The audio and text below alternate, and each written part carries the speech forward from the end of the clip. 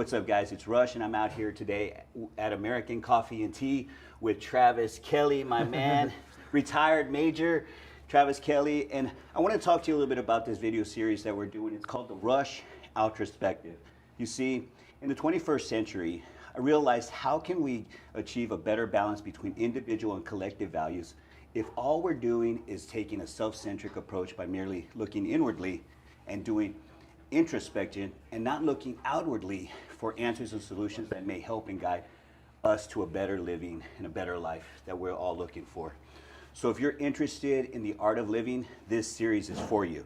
The Rush Outrospective, it will be looking for ideas, topics, practices, which I consider are about how we live our lives as individuals and how we master the art of living.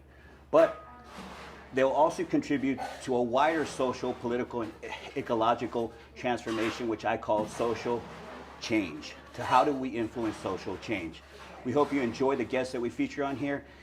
And today's guest is Travis Kelley, and our topic today is going to be transitioning back home from the military. Travis, it's a pleasure to have you, my man. You too, man. You too, brother. Love you. Why don't we start this off by you giving a introduction of yourself. Okay. How your military career, when you decided you were going to make it a life journey for you. Okay. And what made you decide to finally retire? Okay. Yeah, so I'll start that first, just telling a little bit about myself. So my name's Travis Kelley. I joined the Army in 1996, April of 1996 to be exact. I retired September of 2020 after 24 years. I've been married for 20 plus years. I have 3 children, Olivia, Amelia, and Christian. And then moving right along into my time in the service. So I joined in 1996 and I served several roles. So I started out as a medic. So I served as a combat medic, then a heavy weapons infantry platoon leader, then a focused targeting force platoon leader, then a command initiative group analyst, and then I took several commands to end my career in U.S. Army Recruiting Command right here in North Texas. Okay. During that time, I came in at 18 as an E1 or a private, if you're familiar with the rank structure, and I attained the rank of Sergeant First Class before I went to Officer Candidate School.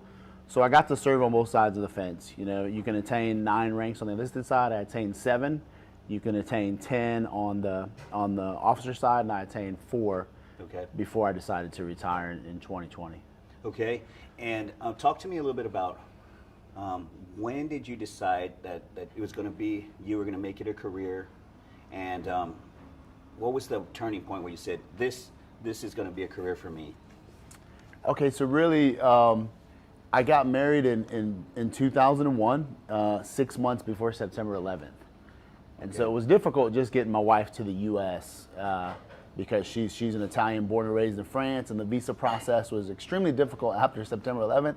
And oh, by the way, I'm probably going to be in war, for the first 3 years of my marriage. So initially I thought I just need to get my wife to America. I need to serve my country in combat, and then I need to get out and start a family. That was my initial goal. As I served, I really just realized that I had a family. I had an internal family within the Army. There was a defining moment, though, in 2008 where I was diagnosed with cancer. And, me and my wife had wanted to start a family about 3 years prior to that. And I was always telling Priscilla, well, let me make one more rank. Let me make the next rank. Let me get some more schooling in. Let me make more money. There was always something else I was trying to do. Yeah. And then I was told, hey, you have cancer, and by the way, you're not going to be able to have children. It's likely you will not have children after that. And so that was a crushing moment for me. And I really, at that moment, I really thought like I'm getting out of the Army. But it was another defining moment in my life, and I had so many great leaders. It was really because of the people that I was serving with. So during just the year before I had cancer, I just came out of my second combat tour. David Thompson was my squadron commander, and he spoke to me about becoming an officer. Yeah, he's like, you really need to put forth your skills, and I think you can serve the Army at a higher level, and I need you to embrace that challenge. And so when I had cancer, he happened to be the 4th Infantry Division Commanding General. And I was going through my cancer treatment, and he was an advocate for me. He was calling doctors all over the U.S. To get information about what was going on with me. He was calling me and telling me, "You're going to become an officer. You're going to overcome this obstacle, and you're going to become an officer in the Army." And by the grace of God, that's exactly what I did. And then just within 9 months of my commission, per se, was pregnant with our first child. Oh, wow. And so, another defining moment, right, is now I have a child, Yeah, right, yeah. involved. And so really, it was 2008 going through that cancer. The Army spent over $1 million in my treatment, and I got the bill, but it said 0 at the bottom. But it showed how much everything cost, right? Right. And I told my wife, this is amazing that they take care. I'm getting paid. I didn't work for an entire year. Yeah. I'm still getting full pay. Mm-hmm. I'm not paying the medical bills. And they sent me to all kinds of recovery programs too. I went to what is it called? It's basically like physical therapy on the next level. So I was in swimming pools, swimming with parachutes on my back, went through an extreme regimen just to heal myself as quickly as possible. And all that was paid for through the military. Yeah. So me and my wife were committed more than ever to the military after that. Right. That period of just love and recovery, and then just knowing that we would be taken care of in our worst moments. Right. Okay. Man, I think that's really, you had the stability and the structure, everything's there for you to kind of, persevere and succeed, and just have that line, just that highway to say, this is the road we're going to take. And okay, so you're on the highway and you're like, man, you're going through this, you get rank. And then, I go to, all of a sudden you announce you're going to retire, right? And this was like in September of 2020, right? Yeah. Okay. And now, I've known you since then. What was the turning point when you said, okay, like, I'm going to retire? Okay, so in 2016 to 2018, I was deployed 21 out of 24 months. Okay. I started out Jordan, Iraq, Syria, came home for a couple months, went to Afghanistan for 9 months. Some very difficult times. So my wife's father died during that period. Right. I was gone the entire time, really couldn't give my wife any support. My daughter Olivia called a cell phone a daddy. I was only able to talk to my children really FaceTime, right? Right. And I had missed so much time on my children's life. I could see my wife was taking the burden of my absence, and I could see the impact on my children. Right. And so really, my wife went to my brigade commander's wife. I guess she was at Firestone getting tires fixed on our truck, right? Right. And she just told her, my husband's been in combat for over 5 years. I have a desire to be closer to my family. Yeah. Her older sister, Safara, lives in McKinney, and so Safara married my first roommate in the U.S. Army. Okay. So it's a very much a family connection. And then her middle sister Jessica lives in the Austin area, and her mom lives in the U.S. as well, and she also lives in McKinney with Safara. So as an armor officer, it's not common to want to go to a recruiting command or a recruiting job. Right. And so I was in a program where I was going to go to the National Training Center for a year, and then I was going to go to be an instructor for a year. And my brigade commander flew out to my command outpost, sat down with me and told me, hey, I think that you're going to be going a different path, and you're going to need to think about your family. And he gave me a couple options, and I just thought, like, where is this coming from? The thing I loved about the Army was everything was merit-based, right? Right. So all I had to do was go, and I was very introspective in the military. All I had to do was go there. I knew the capabilities of my people, my weapon systems, the resources that we had. I received evaluations of every leader that I was going to work with, and so all I had to do was be my best version of self, and the team would continue to prosper and grow and get better, right? Right. But there was a change. There was a change to the introspective approach as I came into recruiting command. Okay. And that's what really attracted me. When you told me, you know, what have you done introspectively? I thought, man, Rush, man, there he is again, challenging me. And I love it, man. You know, you're definitely a part of my challenge network. Like just challenging my thoughts and pushing me to be a better man every day. I'm really thankful for that. Awesome, man. So, okay, so the turning point, when you said, I'm going to retire, you finally made the decision. What was the night, it was my wife. It was my wife's decision. I want to make that clear. Oh, really? Okay. It really was never mine. Okay, that's introspective too, right? listening to what others need, what others are going through, and then you're learning okay, so let's transition to the next question, okay? Yeah. What are some of the rewards, the biggest rewards of entering civilian life? So, by far, the biggest reward is I come home to my wife and children every night. I wake up every morning with my children, my family. I can eat breakfast and dinner with them every day, and I get to pray with my family. You know, and I think, you know, I hate to say this, but I always think the most important thing to me is that I'm following God and I'm leading my family. Awesome. And so as a warrior, when you're gone all the time, and when I say all the time, I was gone 11 out of 19 years of marriage while I was serving. I wasn't leading my family. I was leading everybody else. I was being led. I was following. I was doing all these things. But physically, I was absent. And I could see the burden on my family. So by far, the greatest reward is just being with my family. Yeah. Every day.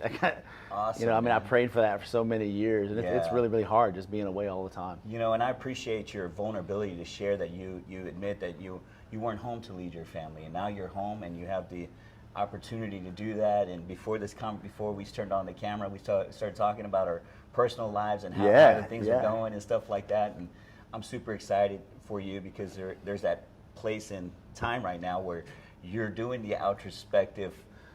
You're looking outwardly, saying, okay, what's going on here? What have I missed here? What do I need to add to this to live a better life in this situation? Yeah, so I mean, the introspection really started with my wife and my children. Yeah.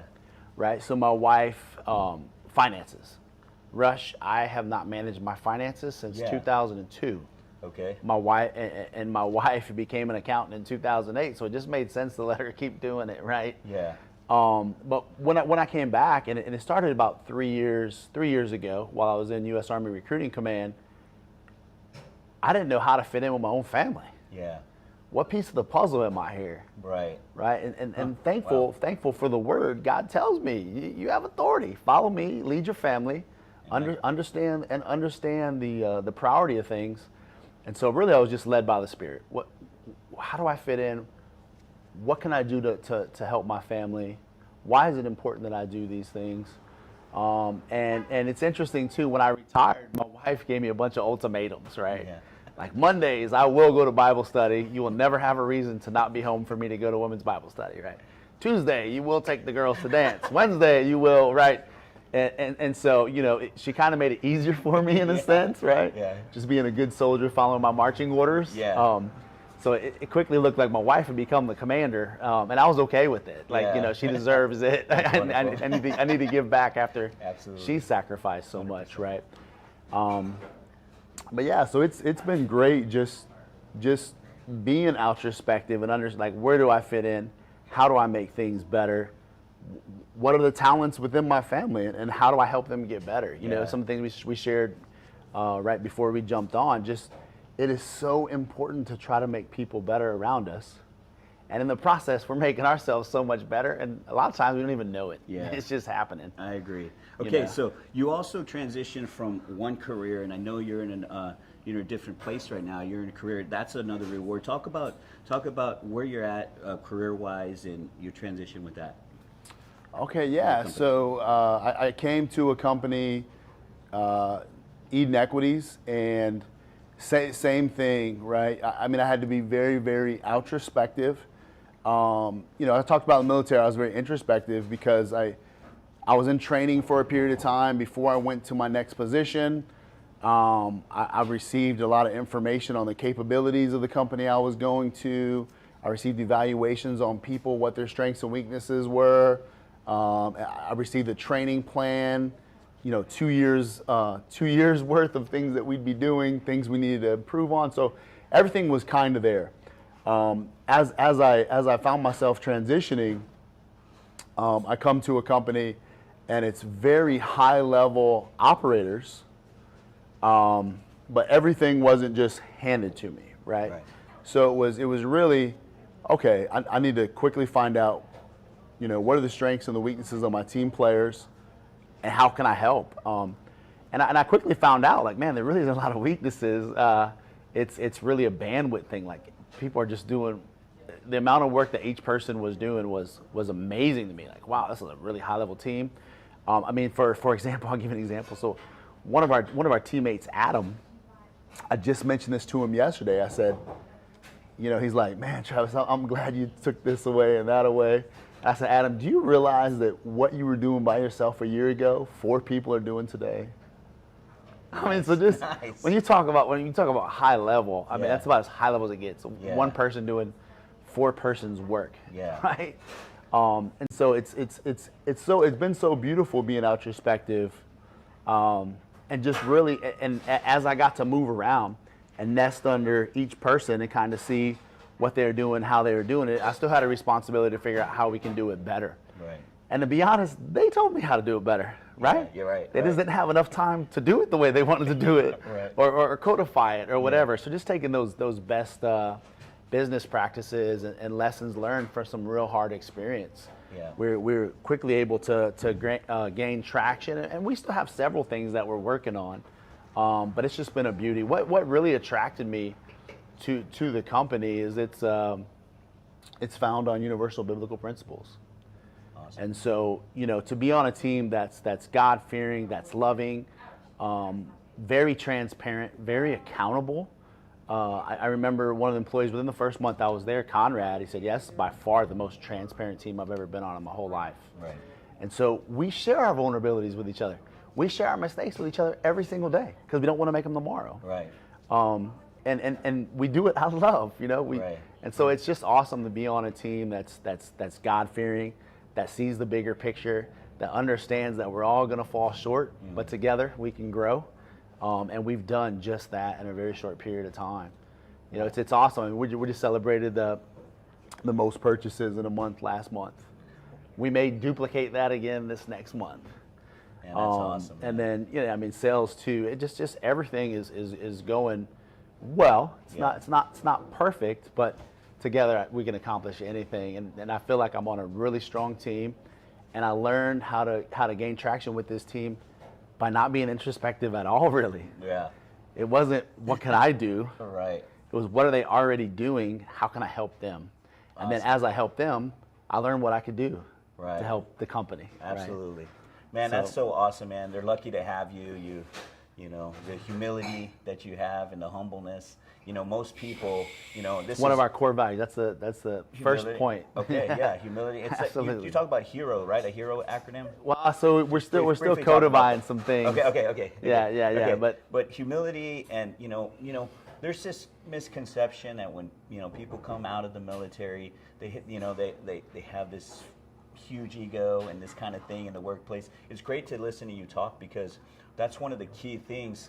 When I see these things, people transitioning. So, we know that a lot of veterans struggle when they're transitioning back. Let's talk now. We've talked about. I think you brushed it up, but let's talk about the biggest obstacles you've had to personally deal with in your transition back to civilian life and in your professional career. Okay, so identity. Okay. I would say was the number one obstacle. The military is unique in a way where you're wearing your resume, right? I go to work. They know what rank I am. They know if I've been in combat or not. They know the awards I have. Most of them have read my bio. They know my story, right? And so there's good and bad in that. There's good in it where there's a hierarchy or a pecking order, if you will. But the goodness in it is that because the military is so merit-based, right?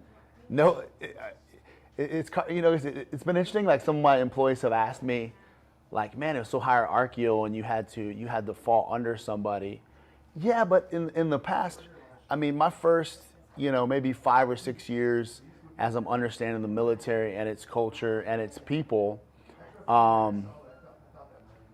yes, there was very much an order and a structure, and we followed what was given to us by others. Yeah. But there's a point where you internalize the Army values. You become a professional. People recognize that, and so their expectations on you are still very high, but they know that your expectations are higher than they'll ever be able to give you. Right. And so you're given so much freedom and autonomy. And I don't think a lot of people talk about that in the military. They feel like, oh, I just did it because he said to do it, right? But I mean, there's a leadership component too, to just where you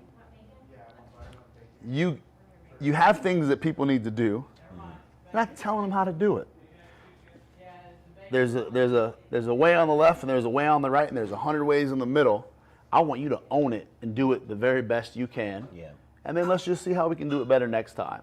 And by letting somebody own it, they'll be way better. Yeah. Right? If they've internalized the Army values, if they want to be a professional. Yeah. Right? So there's some things that you can learn from that. But so when I came out of the military, nobody knew who I was. Nobody knew my real experiences. You try to codify it on a resume, all the things that you've done and accomplished, but it's still hard for people to see it, right? And you can articulate those things. You can show you can articulate it for sure, and there's a way to codify it. But I never had to sell myself ever. Right. So going through job interviews and for me trying to sell myself, I felt like I was being fake. Well, I don't need to sell myself.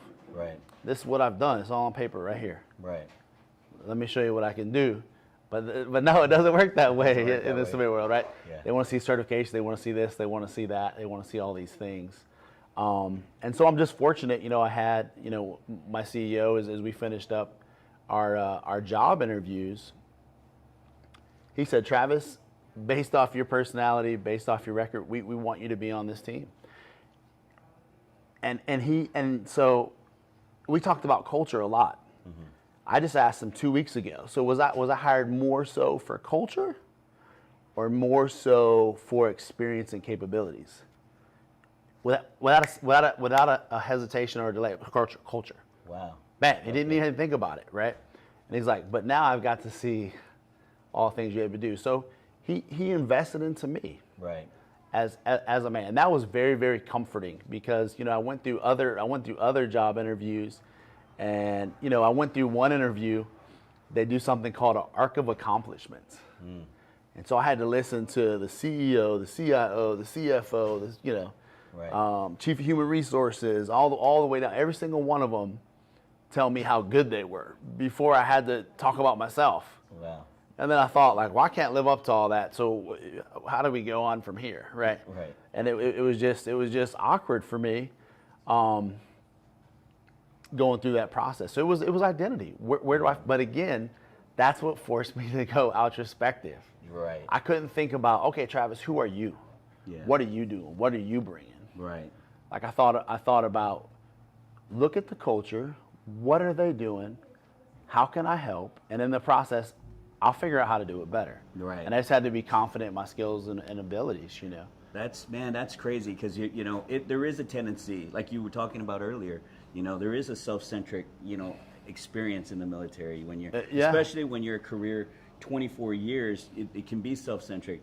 I see the whole, when we talk, and this was exciting about interviewing you because I thought if anybody had a better handle on how to transition from the military to civilian life, you would have a handle on it and you would understand it because you're fresh out. You're a year into this now, and that's why it was so important to have a sit-down conversation with you about this. Oh, thanks, man. I'll tell you though, it wasn't easy, and I want everybody to know it's very challenging. And so when it's easy to say you don't want to go into small business, you want to go in corporate America, even if you've been a company commander, which is not 6 to 8 years experience, but you're managing 150, 200 people. You got $250 million in equipment. You're deployed in several countries. You got tasks, possibly all over the world. And I don't think you should rule out a small business or a big business based off that. Yeah. I initially thought, like, man, I've got to go to big corporate America. I've got to. Right. Like, they're the only ones that are going to be structured at the level I want. And then I found this place, and you know what? They are structured. They're structured the right way, and there's more flexibility to move left and right. I'm given more autonomy than I ever have been. And I had so much autonomy in my last 14 years in the Army. Yeah. You know, my last 5 jobs, I was hand selected to where I was going. Right. Right. So and 4 out of the 5 times I knew the leader I was falling under. Right. Only 1 time I did not. So I was very comfortable with them. They were very comfortable with me. And together we believe we could improve any organization we went to. Here I didn't know those things. Right. But only because I was given the trust and the belief. I'll tell you, I have more autonomy than I've ever had in my life right now. That's awesome. And I'll tell you that every team member in our company, it's the same way. Right. We really just believe if you allow everyone to be their very best, service for everyone will be at its very best. That's awesome. Right. Okay, you know, the Rush Outrospective is not, this video series is not just about, you know, it really is about talking about social issues too, right? Yeah. And it would be a disservice if I didn't talk about the social issues as they relate to veterans, right? As I mentioned, many veterans, when they come back home, they become isolated. What are your thoughts on veteran suicide and veteran homelessness? What are some ways you think that soldiers in transitioning out of the military how can they transition out successfully? I think it's really important to have a support network outside of the military. My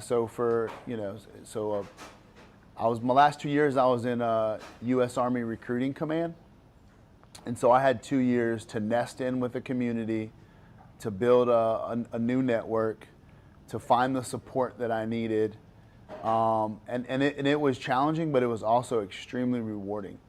So in the military, I didn't have to do that. You know, I think about when I was 18.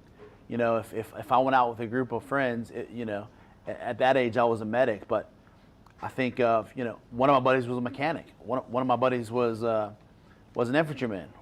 One of my buddies was a communication specialist. One of them worked in the hospital. Right? So, like, it was so easy to get any type of assistance and anything I ever needed. It was all accessible at various levels, right?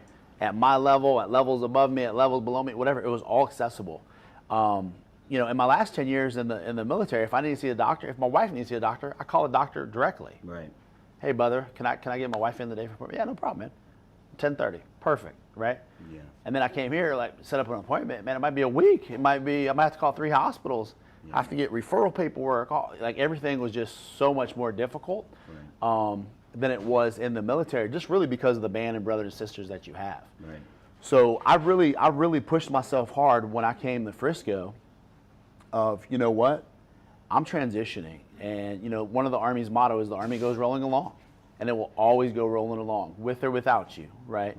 But I also understood that what I've done in the military and the band of brothers that I've gained, I can gain that in the civilian world as well. You think of Frisco, you know, we're just over 200,000 people. Yeah. It's like 8 to 9% of our population have served. Right. So Frisco was a place that I targeted to retire. Without a doubt. My family's in Illinois. I chose exactly where I'm going to live because of veterans, because of politics, because of the schools, because of, right, there's so many things I was very specific on wanting, because I knew it would be important as I transitioned to have a support network, you know, to be in a place that had opportunity, to be in a place that had great schools for my children, to be in a place that I could grow with the city. Right. And so I felt like, you know, just with the connections alone, you know, I think of, you know, John Keating. Yeah. He just came up to me. Yeah. Because I was in uniform. Thanked me for my service. Didn't even tell me he served. Right. I had to talk to him for 20 minutes before. Oh yeah, I actually served Desert Storm, and I was Sergeant First Class. I got picked up Chief Warrant Officer, and I decided to get out because I married a lovely lady, Leslie, and he shared his life story. And Sheena Lawless, a random call. Wow. She sought me out. Wow. Just called me and said, hey, you know, I'm in the VFW and we're looking for new members, and I see that, you know, you've recently relocated to North Texas, right? James Trombley, right? I got a random email from him when he was on the FFAC, inviting me to events. And then, you know, I go to an event, I get to meet you, right? And then I start running into people that I know, right? So Colonel Allen West, I went to the invasion of Iraq with Allen West, right? Just recently said he's going to run for governor, right? Yeah. Which is awesome. He's a great leader, has a strong vision, and he can do Texas very well. I'm not saying I'm endorsing him, but I do believe in Allen. That's for sure. Yeah, and then other leaders, you know. So the guy I told you about earlier, David Thompson, when I was going through my cancer, who was like, "You're going to become an officer," and he was an advocate for me the whole time. He's the Albers Group aerospace company McKinney. He's the vice president of business development. Wow. So I've got to see him a few times, and so just surround yourself with like-minded people. Like-minded people. Yeah, you know, your brothers and sisters that serve this country. Surround yourself with those people, and you know, with regards to homelessness, what would you say? What would you? I think homelessness and suicide's the same thing. Yeah. They don't have a support network. Yeah. So they get out of the military, they had all this help available, snap of their fingers. Yeah.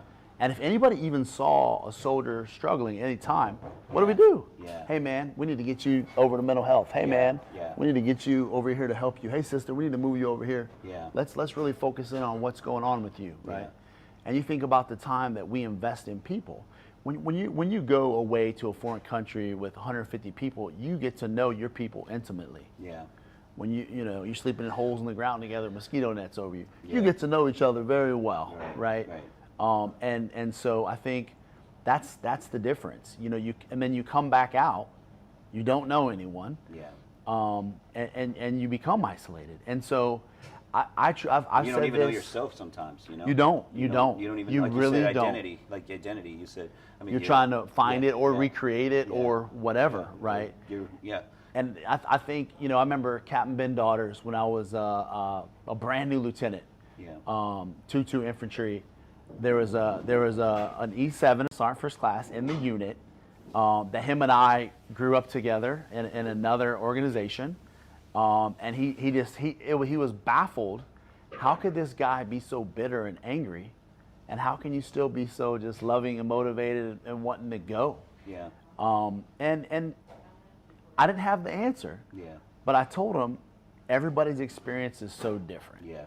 And you know, you tend to act like the leaders that you fell under. Right. And so, Rush, I can tell you, man, in my 24-year career, there was one leader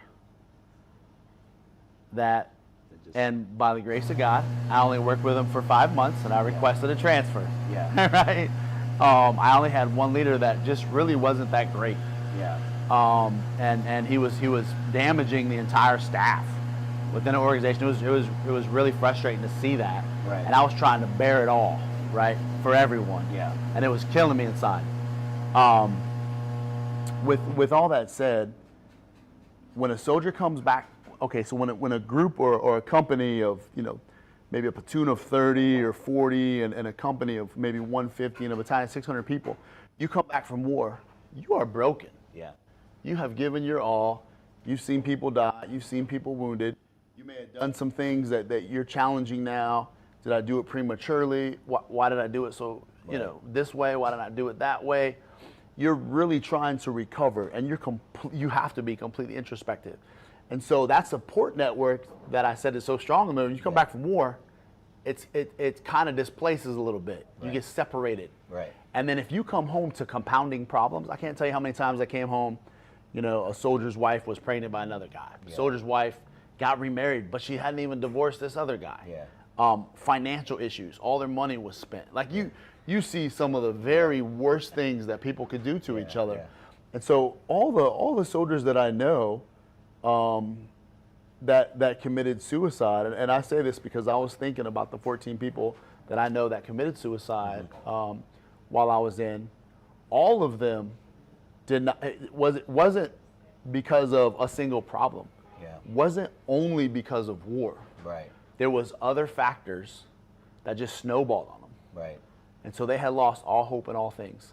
I think the same thing for for the homelessness. Now, I don't know a lot of homeless vets. Right. Me personally, I don't know, you know. Right. And there may be some. Right. But that I've served with, I don't know that that's there. Right. But I do see them all the time, right? And so I always try to thank them and love them and try to just give them some hope, man. Yeah. And the hope is in Christ. Right. I think too, I've been broken so many times, and I share that with everybody. You know, I've had soldiers tell me, man, in this particular combat deployment, you were so strong. I'm like, man, that wasn't me. Yeah. And I was praying day and night. You know, I think of 2010, 2011, 2011, 2012, I was in Afghanistan. I left 3 days after my oldest was born, being told I wouldn't have children, right? Right. And here I find myself back in war in a very hostile environment in Ghazni, Afghanistan. You know, 28 of my 42 guys got Purple Hearts. Wow. Some of them got 3 Purple Hearts. Wow. Just to give you an idea how much fighting we had going on. And so, man, during that time, you know, I've had soldiers tell me, man, you were so strong, and I don't even know how you embraced violence that way and how you dealt with everything. Yeah. Like, brother, I was completely broken, and I was full of fear that entire year. But I prayed 2, 3, 5 times a day. I remember at one point I was like wearing a cross. I had a Psalm 91 card in this pocket, John 15:13 in another one. You know, and I had the armor of Christ on me, man. And so it's interesting because recently, like maybe 3 months ago, I had a soldier that reached out to me, and he's like, I'm reaching out because I know you were led by Christ. I know that you know. And I thought, wow, you actually saw that. But most of them didn't see it. Most of them were like, oh, you're just a tough guy. Or, man, no, I'm just a regular guy led by the Spirit, you know. Right. And because of the strength that He's given me, I've been able to endure. Right. You know, so I really think we need to get those people to Christ as quickly as possible, and let them know they're not alone. And it really starts with loving God and loving people. We've got to be able to do that. You know, the conversation we had before the show about, you know, following God and leading our family. Yeah. That's so important. It's the same thing with these veterans we see that are broken, that are homeless, that are hopeless, and want to attempt suicide. Yeah. You know, we've got to kind of see the things that are going on and make sure that when they come home to no support network and additional problems, we have got to be there. Yeah. And we've got to show that we want to be there. And a lot of people that, you know, they're coming back already from war themselves as soldiers, they're trying to recover. Yeah. And maybe they don't have all those other issues, but they want to be so embedded with their family because they've been separated for a year. Yeah. They're not willing to give all that extra time. Right. You know, and I saw a big change. So in 96 to 2001, when I was in the Army, brother, 5 a.m., somebody was at my door, inspecting my room, before we went out to work out together for an hour and a half. If I didn't do something to standard, they were there. It didn't matter what time, 9, 10 p.m., 11 p.m., didn't matter. Yeah. Right? But that was in a peacetime Army where we were home. We got to see our family a lot more. Yeah. Wartime family, the NCOs and officers, both of us, we didn't invest as much time in the soldier because we ourselves were trying to recover. Yeah. We ourselves were trying to give so much time back to our family that we didn't give as much love to the soldiers. And you saw the impact. Yeah. You saw the changes in the organization because of that. Wow. Right? You saw a degradation of discipline. Yeah. For sure. You know, for sure. And I always tried not to let that happen to me. Right. But I did that by sacrificing my family. And that's why, you know, when you asked me what's the greatest reward of being retired, man, I get to be home with my family every single day. Now, I still want to give as much love to anybody that I work with. I still want to give as much time. I still want to do, you know, as much as I can to help anybody. Yeah. And that's a huge part of our culture at Eden Equities. You know, love God, love people. Really, it's that simple. It's not our mission statement, but those are things that we will do, and we want to do at the highest level, right? And not for us, just to glorify Him. Travis, my man. I love you, brother. I love you too, man. It was a great conversation, great outrospective. You know, this is what this show's about. The Rush Outrospective is about looking outwardly, listening to other people's story, gaining information. This is going to go out to a lot of veterans community, you know, veterans out there, you know, platforms that get to see this and get to do take in what someone else is sharing, and and that's what this show's about, man. And of course, like I said, how can we gain a better balance of individual and collective values if we're only being self-centric, looking inwardly, and doing introspection and never looking out. So I appreciate you, my man, and thank you for taking the time to talk, man. I always learn something. I gain something from you from the very beginning. You too. And Rush, before we jump off, man, I want to tell you, so there's a gentleman out there, I have never met him in person, and his name is Sergeant Major Retired Mark Halliburton. He goes by Hurricane. I've been following him in a platform for about a year. A good buddy that I served with from 1997 to 1999. It's like, Travis, this is a guy that you need to link in with. Okay. And Rush, man, he shares so much introspection. It's beautiful. I called him last weekend out of the blue. Like, hey, brother, you moved my spirit. You had me referencing word. Here I am an hour before church, and I'm digging in the word, based off what he said and how he was being led by the Spirit. My spirit was moved, and I'm going back to the book. Awesome. Like, wow, man, this guy's sharing some powerful things. So I think that'd definitely be an awesome guy. Yeah. For you, I want to hook you guys up, man. Let's do it. And I want to get him up here, Mark. So I'm calling you out, Sergeant Major Halliburton. I definitely want to get you up here, man. And he's recently retired too.